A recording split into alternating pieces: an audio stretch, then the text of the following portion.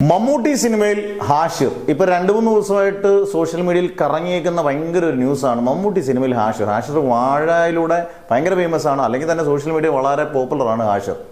ഹാഷിർ നിതീഷ് സഹദേവന്റെ മമ്മൂട്ടി ചിത്രത്തിലുണ്ട് എന്നുള്ളതാണ്. നിതീഷ് സഹദേവന്റെ പുത്തൻ പ്രൊജക്ട് മമ്മൂട്ടിയാണ്. അടുത്ത മമ്മൂട്ടി ചെയ്യാൻ പോകുന്ന പടവും നിതീഷ് സഹദേവന്റെ പടമാണ്. ഇതിനകത്ത് ഹാഷിർ ഒരു പ്രധാന വേഷത്തിലുണ്ടെന്നാണ് നമുക്ക് കിട്ടിയ സ്ട്രോങ് റൂമേഴ്സ് അനുസരിച്ച്. ഹാഷിർ ഈ സിനിമയിൽ ഇല്ല എന്നുള്ളത് തന്നെയാണ്.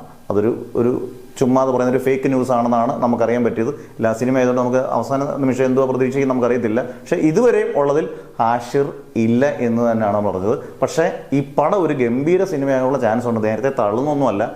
ഒരു പക്ഷേ മമ്മൂട്ടി ഒരുപാട് നാളിന് ശേഷം ചെയ്തേക്കുന്ന ഒരു മാസ് ആക്ഷൻ എൻ്റർടൈനർ, എല്ലാം ഉള്ള കോമഡിയും പാട്ടും ആക്ഷനും എല്ലാം ഉള്ളൊരു സിനിമയായിട്ട് വരാൻ ചാൻസ് വളരെ കൂടുതലാണ്.